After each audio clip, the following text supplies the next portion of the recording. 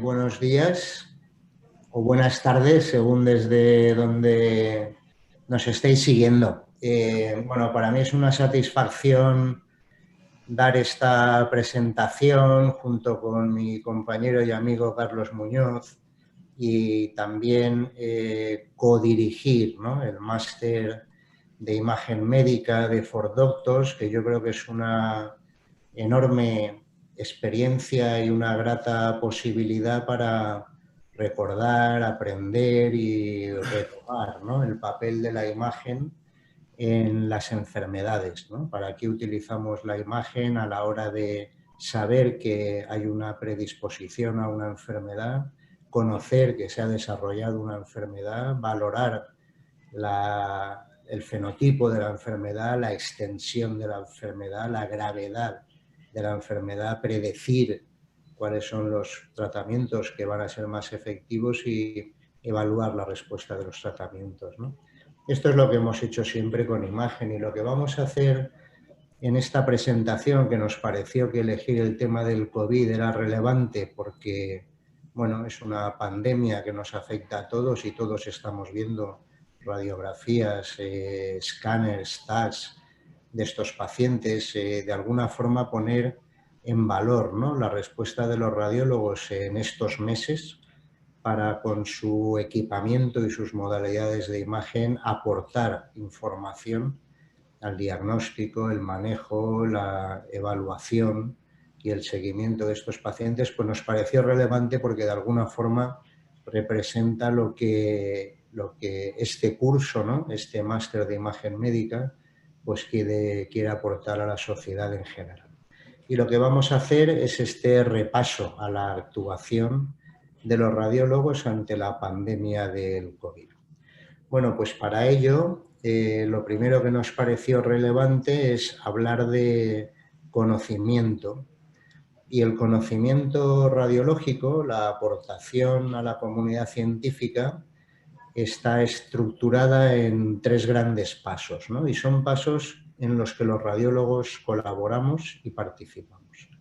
El primero de ellos está basado en la experiencia, la información que obtenemos de realizar estudios y de forma inductiva asociar patrones, alteraciones y anormalidades a través de la observación con diagnósticos más precisos o cursos clínicos más graves, es decir, dar información clínica de relevancia en el manejo de los pacientes.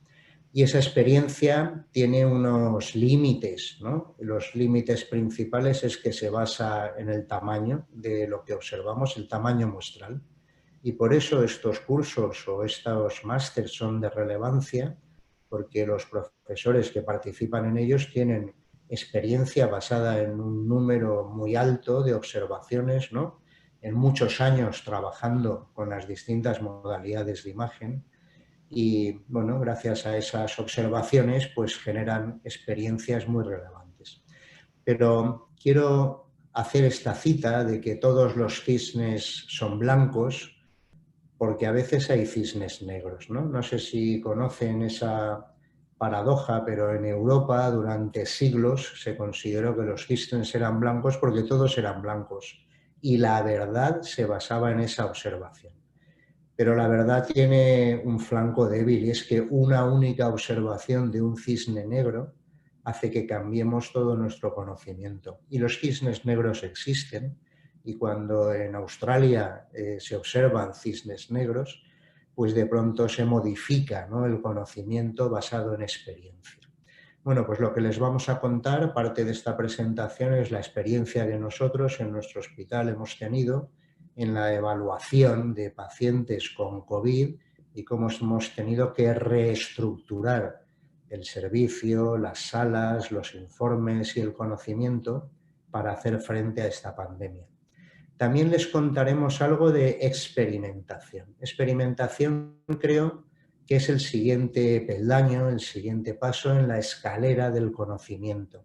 Y para experimentar tenemos que hacer intervenciones, modificaciones de lo que estamos evidenciando para extraer información veraz de si ese cambio o esa intervención tiene algún impacto en lo que estamos haciendo. Y hablaremos de ensayos clínicos y de inteligencia artificial en COVID. Pero también está acotada la experimentación porque tal vez lo que hagamos en un hospital no sea reproducible en otro hospital. Tal vez las técnicas de adquisición hagan que la información que se extrae del TAC modelo A sea diferente de la que se extrae en el TAC modelo B. Bueno, pues ese sesgo de reproducibilidad es muy importante y está relacionada con qué parte del universo es accesible a la experimentación. Si pudiéramos experimentar con todos los casos del mundo, pues haríamos unos resultados más fiables que si experimentamos con un tamaño muestral más pequeño, ¿no? Bueno, pues de eso comentaremos también algo. Y el último peldaño que me parece enormemente importante para los radiólogos también es nuestra capacidad de estimar. Empezamos con la experiencia, seguimos con la experimentación, pero queremos acabar en la estimación, que no es más que imaginar, ver, establecer relaciones causales, contrafactuales de qué es lo que va a suceder en el futuro conociendo lo que observamos hoy. Y esto tiene mucha importancia y de alguna forma los radiólogos lo hemos hecho siempre porque hemos estimado gravedades, hemos estimado cursos evolutivos, hemos estimado supervivencias, hemos estimado respuestas. Bueno, pues queremos hacer esto de una forma científica y fiable y para ello también haremos alguna aproximación en esta presentación. Pero el factor que acota la estimación es la multicausalidad. Los pacientes tendrán una gravedad o una mortalidad no solo relacionada con lo que vemos en la radiografía de tórax, también a veces con fenómenos tromboembólicos masivos que no podemos observarlo. Y este es el límite a las estimaciones cuando estamos en un universo que no lo podemos abarcar completamente, ¿no? Bueno, pues estos 3 peldaños que vienen de este libro, que me parece muy relevante, buscando causalidades, buscando conocimiento y buscando ciencia, van a ser las bases de la presentación que vamos a hacer hoy.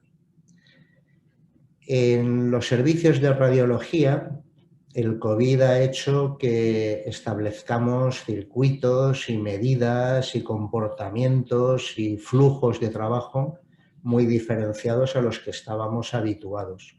Por un lado, tenemos que proteger a los profesionales y cuando tenemos casos que conocemos que son pacientes infectados por el virus del COVID-SARS, pues tenemos que tener equipos de protección individual con guantes, mascarillas, visores, trajes que eviten que los profesionales se contagien.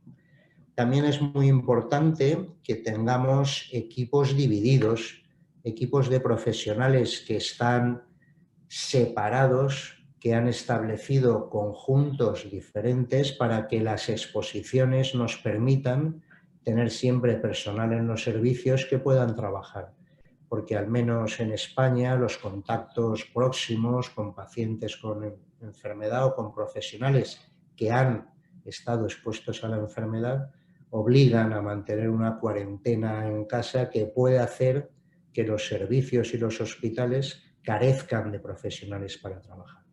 Y todo ello está centrado en el distanciamiento. Hay que distanciarse desde luego de los pacientes y tenemos que distanciarnos también los profesionales para evitar estos contagios.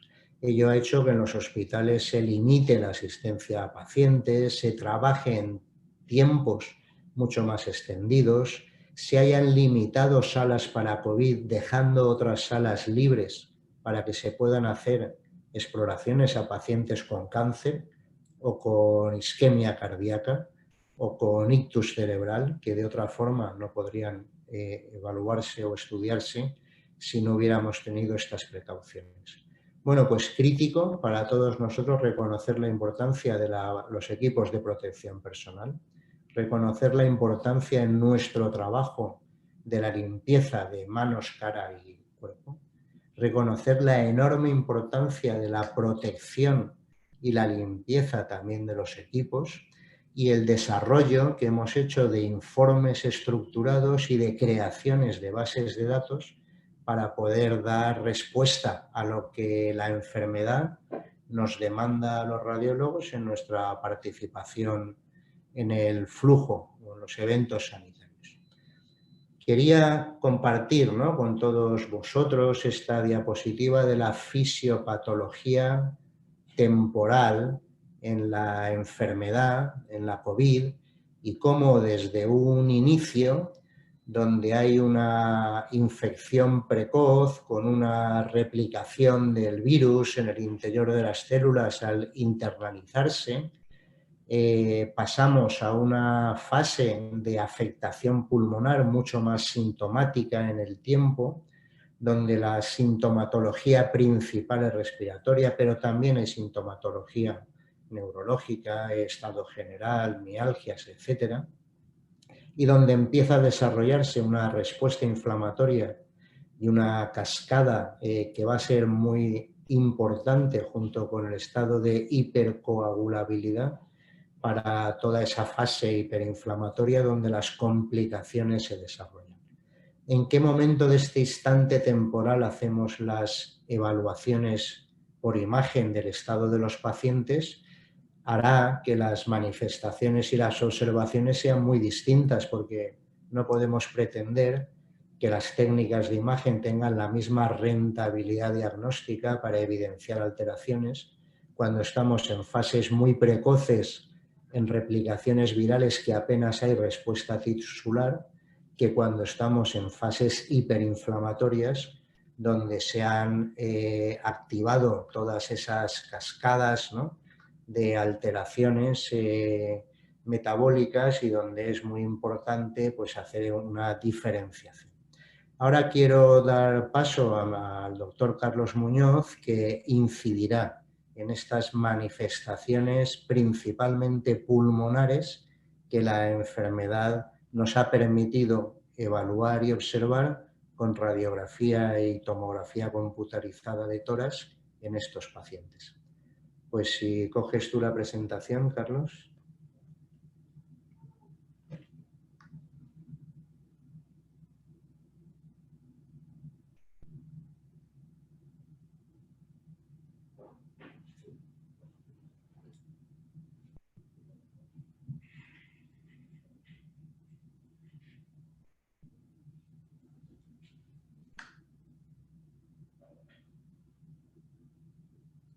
Carlos, no te escucho.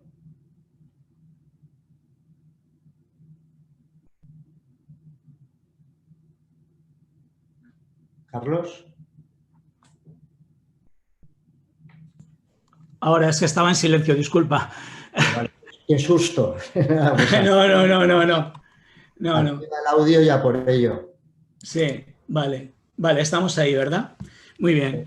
Bueno, como se ha explicado en las diapositivas anteriores, la COVID-19 es una enfermedad viral que produce cambios inflamatorios en diversos órganos y el órgano, el órgano diana principal es el pulmón.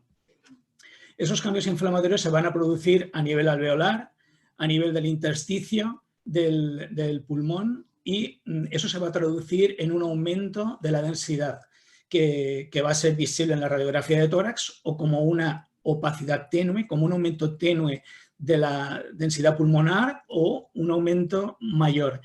Y esa densidad tenue o mayor dependerá del grado de aireación del pulmón en la zona afectada.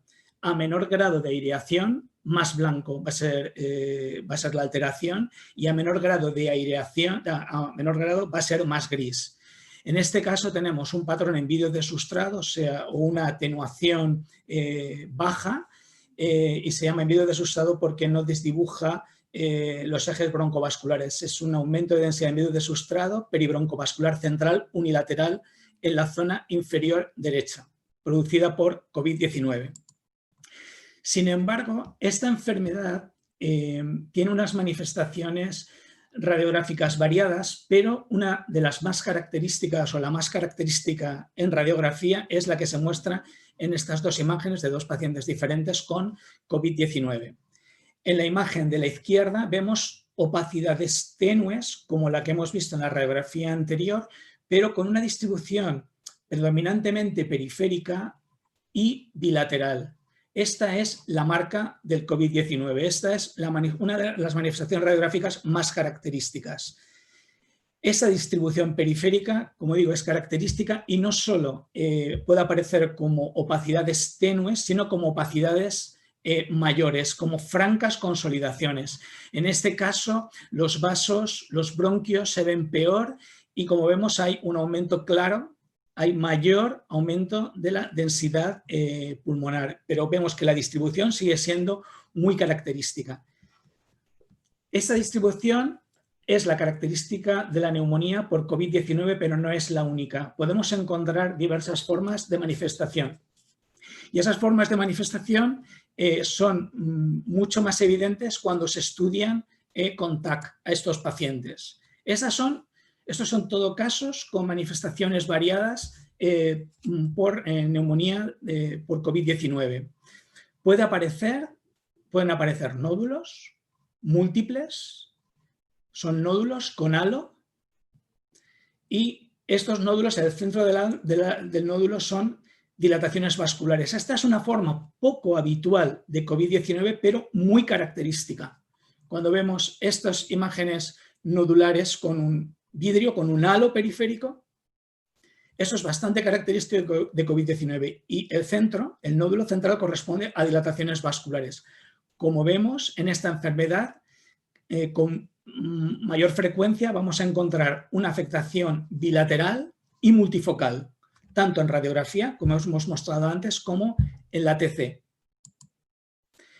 Ese es el patrón de afectación, o uno de los patrones de afectación más característicos, y es la traslación de los hallazgos radiográficos a la TC. Hemos dicho que la distribución periférica en vitro de sustrado o las consolidaciones periféricas son características de esta enfermedad. Pues en este paciente vemos que la distribución es periférica, con densidad vitro de sustrado, es un aumento de la densidad pulmonar que no desdibuja los vasos, no los borra, no borra las paredes de los bronquios.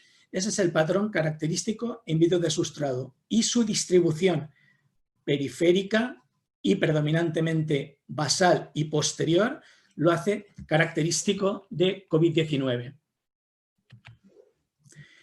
Este es otro ejemplo en el que vemos otros patrones que puede dar esta enfermedad. Otro patrón que puede dar es el patrón en empedrado. Simplemente el patrón en empedrado es un estado más avanzado que el de vidrio de sustrado que hemos encontrado antes. Eso sería vidrio de sustrado, y en este caso al vidrio de sustrado se superponen líneas. La superposición de líneas sobre vidrio de sustrado se denomina patrón en empedrado, y estas líneas dibujan el intersticio intralobulillar, el intersticio que hay dentro del lobulillo secundario. En un grado mayor vemos que pasamos del patrón en empedrado a la franca consolidación. En este caso vemos que hay un desdibujamiento de los vasos, no están bien definidos, no se ven, quedan ocultos por esa consolidación, no hay apenas aire, y al no existir aire, pues encontrar diferencias entre vasos y pulmón consolidado es difícil. En este caso, también las paredes de los bronquios no están bien definidas.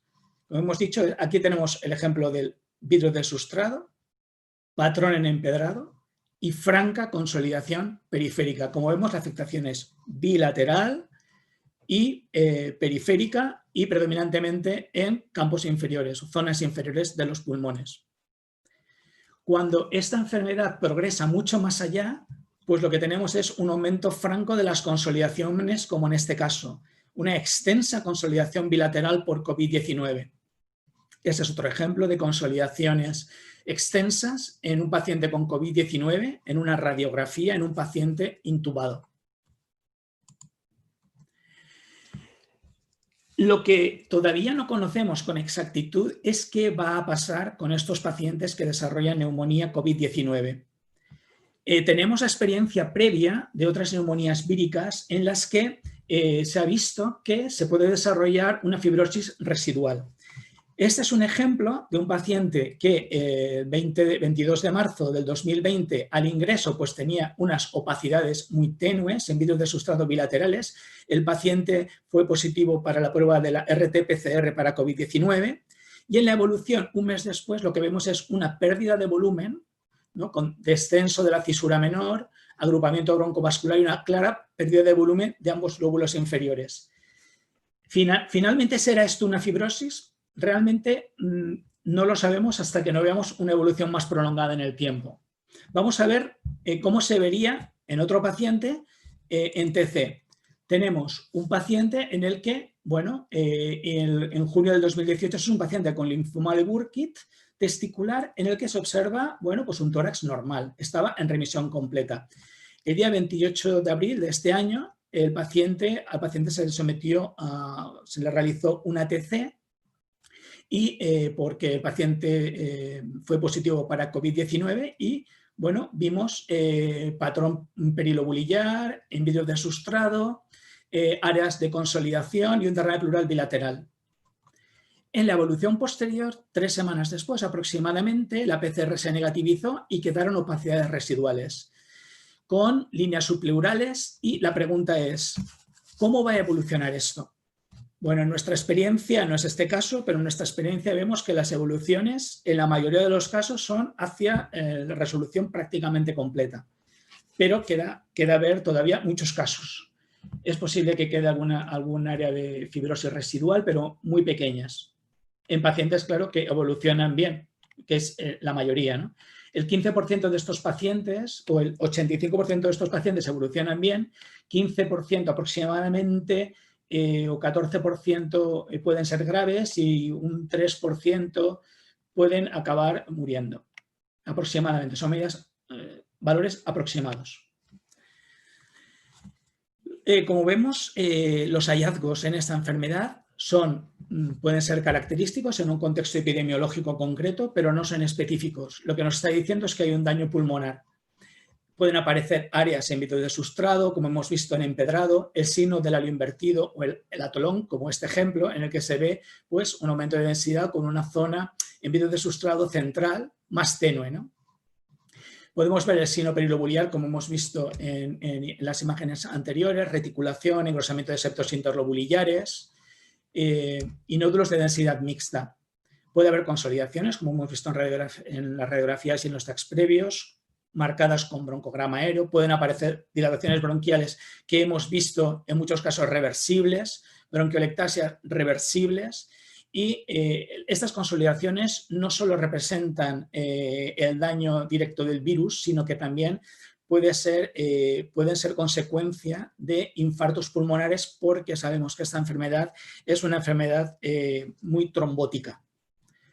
También podemos encontrar bandas subpleurales, atelectasias, quistes raros y fibrosis rara. Así que en pacientes con síntomas respiratorios podemos emplear la imagen, mejor la radiografía que la TC, especialmente si la PCR no está disponible para ayudar en el triaje, evaluar la gravedad, identificar diagnósticos alternativos. Y hay que recordar que un estudio negativo no implica que no se tenga COVID. Actualmente, la mayoría de las sociedades científicas aconsejan el empleo de la radiografía para la valoración de estos pacientes y el empleo de la TC en situaciones en las que la radiografía no responda a la pregunta clínica o en la que se sospeche una complicación que la radiografía no puede mostrar. Una de las complicaciones que conocemos los radiólogos cardiotorácicos es el tromboembolismo pulmonar.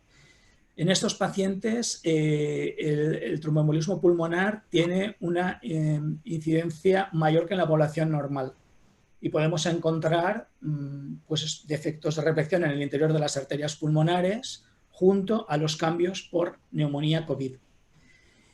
Generalmente en estos pacientes, aunque el tromboembolismo pulmonar agudo puede verse, en los casos que nosotros hemos visto, en la mayoría de ellos encontramos defectos en arterias periféricas y subsegmentarias cuya significación clínica es cuestionable. En estos casos, con tromboembolismos pulmonares centrales, no hay ninguna duda de que hay una repercusión clínica significativa producida por esto.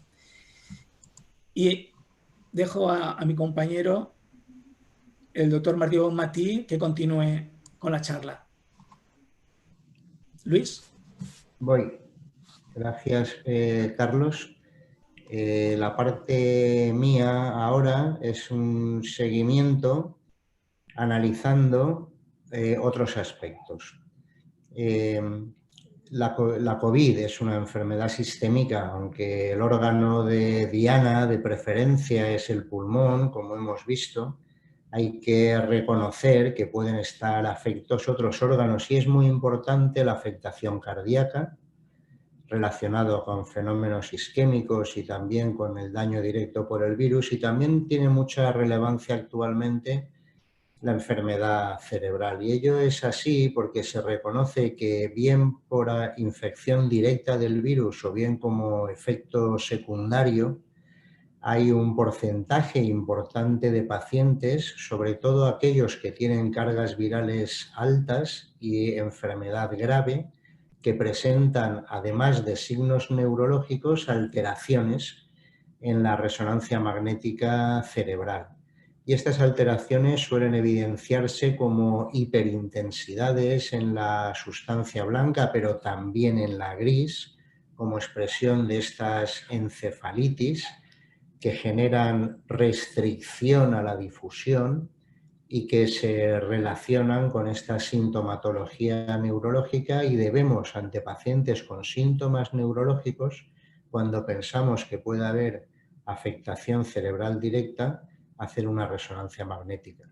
También podemos evidenciar en estos pacientes fenómenos isquémicos relacionados con la tendencia al daño endotelial y a la trombosis directa en los vasos, donde observaremos los defectos de flujo dentro de arterias, como en este caso en la punta de la arteria basilar, y los infartos como áreas de hipodensidad en el TAC o hiperintensidad en los estudios de resonancia magnética con T2 o difusión.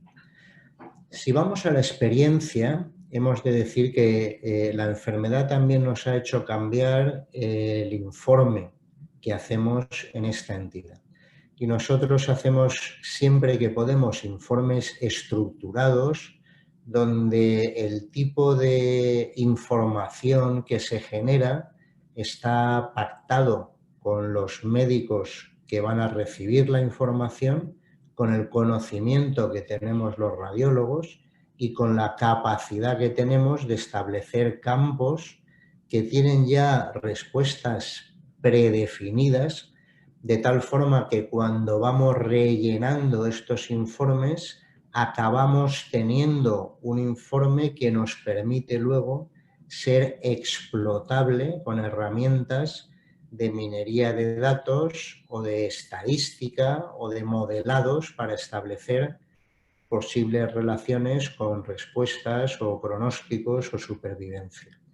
Es muy importante establecer que en nuestra práctica habitual, en la actualidad, el informe lo catalogamos finalmente como muy probablemente COVID, cuando presenta opacidades periféricas o difusas de baja densidad, o cuando esas consolidaciones tienen además un patrón característico bilateral y periférico, probable cuando no hay un claro contacto con la periferia o la consolidación es característica pero unilateral, no típico cuando encontramos hallazgos diferentes que nos sugieren una afectación diferente a la COVID, o indeterminada cuando tenemos unas alteraciones no tipificables. Y nos es muy importante también en este informe no solo dar el grado de probabilidad de que el paciente tenga COVID en el momento del diagnóstico en urgencias, sino también la extensión de la afectación, porque los campos pulmonares afectos la definición de leve, moderada, extensa o muy extensa según el número de campos afectos y la puntuación de esa extensión con un máximo de 12 puntos están directamente relacionadas, como veremos luego, con la gravedad y la supervivencia, el ingreso en el hospital e incluso el pase a UCI. Tenemos también informes estructurados para el TAC cuando hacemos estudios con contraste intravenoso para la visualización de los vasos, para detectar no solo hallazgos pulmonares con mayor definición y precisión que la radiografía convencional, sino también el estado de las arterias y la repercusión hemodinámica, porque ya hemos visto que los fenómenos tromboembólicos son enormemente importantes y expresivos también de una mayor gravedad en la afectación sistémica de estos pacientes. Y estos son los vasos y los datos que leemos, ¿no? Las arterias pulmonares, la distribución del tromboembolismo, el diámetro de la arteria pulmonar, la repercusión cardiológica por la hiperpresión y también, por supuesto, pues si hay calcificaciones, derrames pericárdicos o pleurales, adenopatías o dilataciones, y estas son las conclusiones que establecemos. En esta experiencia y ahondando en lo que nos ha comentado el doctor Muñoz de la inespecificidad relativa de los casos, pues recordar que no siempre que tenemos un martillo todos son clavos, ¿no? Hay hallazgos que son muy característicos en un entorno adecuado, pero no son específicos, ya que podemos ver patrones muy similares al observado por la COVID, cuando hay edema pulmonar o neumonías organizadas por otros entes, la toxicidad por fármacos, los cambios por radioterapia, infartos pulmonares sin necesidad de ser COP-SARS-2 positivos, hemorragia alveolar, enfermedades intersticiales, neumonías y neumonías intersticiales. Este caso de afectación bilateral con patrón en empedrado que nos podría recordar el COVID, sin embargo, es un paciente con cáncer colorectal metastásico tratado con FOLFOX y el bevacizumab, y el bevacizumab tiene una toxicidad pulmonar que se representa en este caso con esta afectación y que podría recordarnos a la COVID y que siempre hay que estar alertas. De la observación queremos pasar ahora a la experimentación y saber si los radiólogos tenemos algún papel en los ensayos clínicos que se están desarrollando. Bueno, pues en nuestra opinión sí. Hay muchos ensayos clínicos con pacientes, hay mucho interés en ver el efecto de los fármacos en estos pacientes y queremos compartir con todos vosotros que al menos hay dos escenarios donde la imagen tiene un papel muy importante. Por un lado, gradando la enfermedad. Y esto nos es importante porque puede ser tanto criterio de inclusión como de exclusión. No se trata igual las fases iniciales con infiltrados tenues o radiografías normales que fases de gravedad alta, donde hay patrones bilaterales masivos e infiltrados extensos. Lo que quiere decir que las fases iniciales establecidas o incluso cuando hay distrés respiratorio importante nos deben de sesgar, ¿no?, la inclusión y la exclusión en los ensayos clínicos, además de evaluar como patrón basal los cambios asociados al tratamiento, es decir, la evaluación de la respuesta. Pues tanto en evaluación de la respuesta como en la definición de cuál es la población que queremos incluir o aquella que queremos separar del ensayo clínico, la imagen médica, la radiografía, tiene un papel importante. Pero no solo en los ensayos clínicos y en la inclusión y evaluación del efecto del tratamiento tenemos un papel. Esta es una publicación enormemente interesante en una serie de pacientes jóvenes donde hicieron una separación por campos muy sencilla, 6 campos pulmonares, y donde establecen una puntuación de gravedad y definen que, ajustado a comorbilidades, una puntuación igual o mayor de 2 se asocia a ingreso hospitalario con un riesgo relativo de 6, y cuando es mayor o igual de 3 es predictor de intubación, es decir, de afectación, ventilación positiva y afectación importante de la función respiratoria. Bueno, pues estas puntuaciones pues de 2, de 3 campos, 1, 2 y 3, de 2 campos o de 5 campos, es una forma sencilla en la que los radiólogos podemos establecer gravedades a futuro viendo la radiografía habitual. Nosotros hemos hecho también un análisis en una serie mayor de pacientes adultos que acudieron a urgencias con PCR positiva y donde establecimos hallazgos radiográficos, variables clínicas y de laboratorio básicos e índices de anormalidades extraídos por inteligencia artificial sobre las radiografías de tórax, que luego les contaré, y donde queríamos saber si éramos capaces de predecir la gravedad del paciente y la mortalidad del paciente con la radiografía inicial.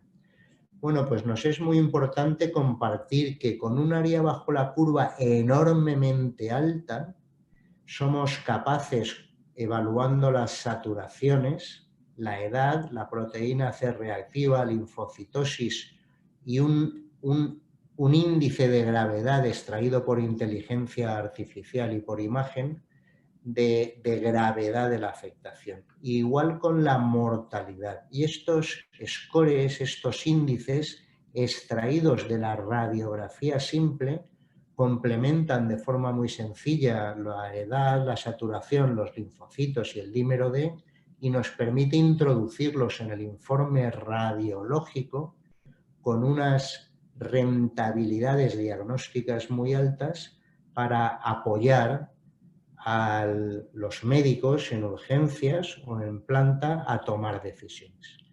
¿Cuáles son los factores más importantes que hemos encontrado para predecir la gravedad? Son la extensión, es decir, los campos pulmonares afectos, y la puntuación por cada campo pulmonar, que es este score extraído de la radiografía, que nos permite un factor pronóstico muy evidente. Quería también compartir que el TAC también es una excelente técnica para predecir qué es lo que va a suceder con los pacientes. Pacientes que tienen afectaciones menores o mayores afectaciones, evaluadas como estas diferencias en los coeficientes de atenuación entre bien aireados y mal aireados, permiten también tener factores pronósticos que debemos de incluir en los informes radiológicos, puesto que son factores predictores de qué va a suceder con el paciente.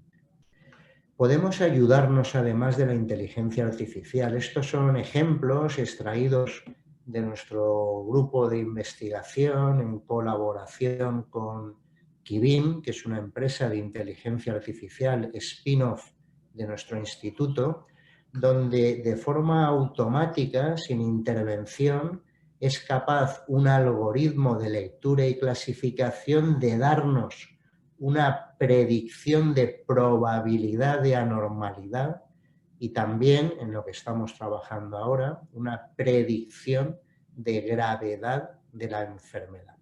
Bueno, pues estos mapas de calor son relevantes porque el radiólogo, cuando se enfrenta a la radiografía, tiene ya una estimación a priori, una probabilidad de qué es con lo que se va a encontrar.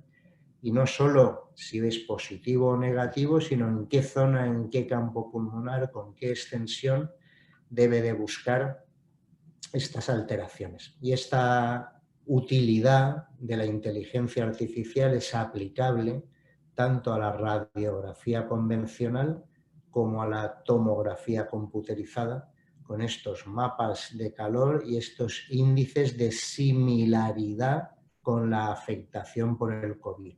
Es decir, nos permite estas redes neuronales informarnos antes de ver el caso si la radiografía o el TAC probablemente es anormal, si las alteraciones probablemente se deben a COVID y si el paciente probablemente va a tener un curso evolutivo bueno o malo. Bueno, pues estos son los entornos de investigación donde estamos participando, tanto en la creación de bases de datos centralizada, algoritmos de inteligencia artificial, repositorios o biobancos de casos, donde asociamos la lectura radiológica extraída de esos informes estructurados con la información generada por la inteligencia artificial para estimar o predecir qué es lo que va a suceder en estos pacientes en el momento en el que realizamos el estudio.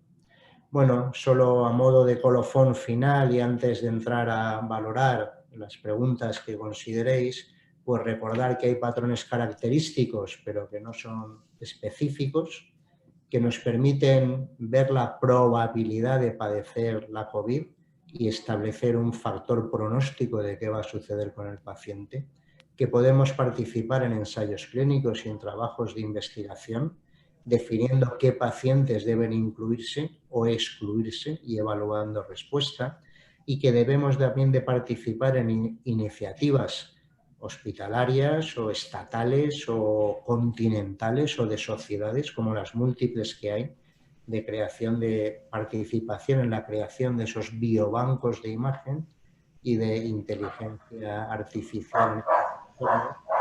Quería agradecer, ¿no?, a los compañeros nuestros, pues radiólogos como Pilar Calvillo, Pilar Estellés, Juan Caupresán, a ingenieros y científicos como Ángel Alberic, su colaboración en esta evaluación de la COVID y la radiología, y también indicarles que todo lo que les hemos presentado, además de estar grabado, que lo pueden ver las veces que quieran, pues está también en una publicación de la revista Anales de la Real Academia de Medicina, que si quieren ustedes, pues a través de nuestro correo electrónico les podemos mandar el PDF del artículo, que seguro que será de interés. Y esa era mi parte en la presentación. Ahora entiendo que dejo de compartir y podemos ir con la moderación vuestra a analizar, ¿no?, qué preguntas, y entre Carlos y yo intentar responder a ellas relacionadas con la COVID o temas relacionados con el máster de imagen médica que, bueno, tenemos toda la satisfacción de codirigir y ayudar a poner en valor. Pues muchas gracias a los dos por su excelente presentación. La verdad es que hemos recibido muchas felicitaciones de lo bien que estuvo y lo interesante que fue la información que compartieron. Y entre las preguntas que nos hacen está la del doctor Enrique Mainero, quien dice que ustedes en qué momento recomendarían solicitar una TC en aquellos pacientes que la PCR resultó negativa. Carlos, tú y yo. ¿Respondo yo? Vale. Esto depende de la pregunta clínica. Por ejemplo, si el paciente va a ser sometido a una intervención quirúrgica, a un cateterismo, a una radiología intervencionista, no disponemos de test de RT-PCR, o sea, de retrotranscriptasa PCR, y hay que actuar con urgencia, y existen dudas de que el paciente pueda ser un COVID positivo, en ese caso yo pienso que estaría indicada la realización de una TC para encontrar hallazgos en la TC que nos digan si el paciente puede o no estar sufriendo la enfermedad. Pero hay que tener en cuenta que una TC negativa no excluye que el paciente no tenga la enfermedad en las fosas nasales, porque lo que nos está diciendo la TC es que hay una neumonía, pero el paciente puede tener una COVID en la nariz. ¿Vale? En ese caso sí. Y también, vamos a ver, si el paciente está paucisintomático, tiene una sintomatología muy leve, la pulsioximetría está dentro de unos límites, dentro de la normalidad, pues probablemente la realización de una ATC no estaría muy indicada. Yo pienso que la ATC estaría indicada cuando el paciente tiene una sintomatología, con una radiografía normal, el paciente tiene una sintomatología que puede hacernos pensar que el paciente va a ir a algo grave, pues en ese caso, pues sí, claro, estaría indicado. Pero ese es un paciente que viene con un cuadro gripal leve, con una pulsioximetría normal, probablemente no esté indicado realizar una ATC. De hecho, bueno, recomiendo una reciente publicación de la Organización Mundial de la Salud, que recientemente publicada en Radiology hace unos meses, en el que da respuesta a todas estas inquietudes y con las respuestas que da la OMS, con ellas estoy completamente de acuerdo. Perdón. Podrías, Carlos, comentar cuando los dímeros Ds están muy altos y son muy progresivos con el tromboembolismo pulmonar. Claro, sí, claro, pero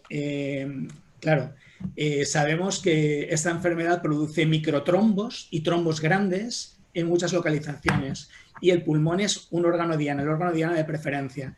Entonces esa microtrombosis y trombosis que puede llegar a ser importante en las arterias pulmonares obliga a la recepción de una angio-TC. Pero en esos casos los pacientes tienen una clínica, pues un problema, una disminución de su oximetría, o sea, tienen más cosas. Carlos, vamos, es posible también, yo por ir jugando, es posible que también nos está sucediendo, ¿no? Ahora que tenemos pacientes que han pasado neumonía en COVID, y se han recuperado, pero mantienen insuficiencia respiratoria o distrés y la radiografía de tórax es normal. ¿Tú crees que sería esa otra indicación de evaluar el estado del parénquima con TAC? Sí, porque las pruebas de función respiratoria no las van a hacer para no contaminar a los aparatos. Sí, claro. Pero nos estamos encontrando con situaciones, estamos viendo ahora, digamos, los resultados de todos los pacientes COVID que hubo, bueno, pacientes que tuvieron el COVID en abril, en marzo, y que todavía siguen con clínica, y que les haces un TAC y te encuentras TACs normales. Y sin embargo persisten con clínica, ¿no? Habrá que ver hasta qué punto hay algo que realmente hay que justifica la clínica, no sé. Pero es sorprendente, ¿eh? Muy interesante. Y bueno, hay muchas preguntas, trataré de seleccionar algunas porque sé que están llenos de trabajo en sus hospitales. Me preguntan qué escala de pronóstico y diagnóstico prefieren, si CORRADS o la del American College of Radiology. A mí personalmente me gusta la del Colegio Americano de Radiología, que es una guía multisociedad en la que intervienen RSNA y la STR, que es la Sociedad de Radiología Torácica, el Colegio Americano de Radiología. O sea, yo prefiero, pero bien, entiendo, CORRADS también está bien. No sé, es... Por gusto. Sí. Perfecto. Que si tienen experiencia en pacientes con COVID severo y neumotórax. Sí, hemos visto. Hemos visto pacientes con COVID severo y neumotórax que entendemos que en muchos casos va a ser consecuencia del barotrauma. O sea, son pacientes intubados que van a hacer traumas, o sea, barotrauma en los pulmones y sí que hemos visto. No es muy habitual, ¿no? No, pero se puede ver. Respecto a lo que presentaron sobre inteligencia artificial y el banco el biobanco de imágenes, dos preguntas. Uno, nos dicen que en pediatría, pues la imagen de radiografía no es tan útil, que utilizan más la TC, pero la pregunta aquí es si ustedes tienen experiencia con imágenes de niños, con radiografías de paciente pediátrico. ¿Voy yo? Bueno, el hospital es pediátrico también y Carlos contestará, sí. Bueno, vamos a ver, yo me dedico a la radiología de adultos, si no veo radiología pediátrica, pero desde luego, vamos a ver, creo que realizar una TC a un niño tiene que estar muy, muy, muy justificada. ¿Es la COVID-19 una justificación? Hombre, yo creo que existiendo la ecografía, que se está utilizando en COVID-19 también, creo que la ecografía podría ser la técnica de elección en niños con sospecha de COVID, más que la TC. La TC irradia un montón. Entonces, es verdad que se utilizan protocolos pediátricos intentando reducir la dosis, pero si la misma respuesta la puedes obtener con ecografía, pues quizá la ecografía, si la radiografía no te saca de dudas, la ecografía puede ser una buena técnica. De hecho, estará indicada en mujeres embarazadas y en niños para evitar la radiación, precisamente. Yo creo que la radiografía es una técnica imprescindible, ¿no? Sí, El claro. problema de ir a TACS, que hay muchos artículos y hay sitios que lo proponen, es que nos complica mucho la vida, ¿no? Además de que damos más radiación, aunque empleemos técnicas de baja radiación, ocupamos equipamiento que es mucho más costoso, cuesta más limpiarlo, organizativamente es más complejo. Y bueno, en general con radiografías simples y en niños incluso con ecografía y también en adultos nos debemos de manejar, Claro. excepto en pacientes de gravedad, donde sí que está justificado, o de discrepancias, ¿no? Es decir, el TAC tiene su papel, pero es un papel acotado por indicación clínica. Y siguiendo un poco en la línea de lo de inteligencia artificial, que si ustedes creen que esto podría, digamos, ser de utilidad en un primer nivel de atención, en donde al paciente con síntomas de inicio de COVID y sospecha de COVID se le pueda hacer una radiografía simple de tórax y analizar, ¿no?, los pronósticos, pero en primer nivel de atención. Sí, sí, sí. Yo si quieres contesto ahí. Yo creo que hay dos cosas. Una es, la radiografía de tórax es importante porque nos da una estimación de la presencia de afectación pulmonar, la extensión de la afectación, el pronóstico del paciente, la severidad, la gravedad. Y es una técnica enormemente fácil de realizar, disponible y de uso habitual. Y yo creo que es imprescindible en el manejo de pacientes con COVID. La inteligencia artificial también me parece imprescindible por dos motivos. El primero de ellos es porque avisa al radiólogo de la priorización en la realización de informes, ¿no? Cuando tienes mucho trabajo, pues está bien saber que hay que informar los que son positivos y dejar un poco en la cola tal vez o sin tanta prisa los más negativos, y minimiza falsos diagnósticos de normalidad con hallazgos sutiles, ¿no? Te alerta y cuando tienes una probabilidad a priori, pues siempre vas a lecturas más concisas, al menos a esas áreas, ¿no? Pero hay una parte que me parece relevante, no sé en otros países con certeza, pero al menos en el entorno nuestro es cierto de que no siempre se informan todas las radiografías de tórax. Y eso es así porque se hace una enorme cantidad de radiografías de tórax y no hay radiólogos suficientes para leerlas. Y una de las ventajas que tiene la inteligencia artificial es que podemos leer todos los estudios de radiografía de tórax de un hospital o de una región o de una comunidad o de un país de una forma muy rápida y extraer aquellos que tengan similitud con la afectación por COVID o alteraciones, ¿no?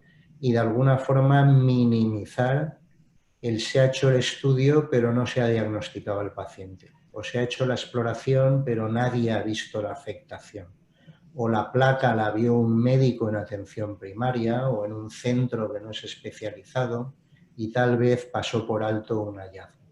Bueno, pues lo que entendemos que ayuda a la inteligencia artificial en el manejo clínico de los pacientes es a minimizar errores, a maximizar, a ayudar a los médicos que tienen que tomar decisiones a que estas decisiones sean las correctas y las adecuadas. Pues, la verdad es que es muy, muy interesante. Nos están pidiendo que si nos pueden compartir la bibliografía. Yo creo que eso lo podemos hacer por medio de 4Doctors. Y entre los temas nos preguntan que si ustedes han considerado todas estas imágenes que tienen de pacientes con COVID, si las han relacionado con el tiempo, como para poder dar un pronóstico de evolución, comorbilidades, y etcétera, y que puedan de alguna manera compartir ese conocimiento con Latinoamérica, ¿no? Que como vamos algo retrasados de España, pues siempre es bienvenida esa información, ese conocimiento. Sí, a ver, yo creo que nadie va retrasado de nadie, ¿eh? Como todo esto es muy rápido, al final todos tenemos la experiencia que el día a día nos da, ¿no?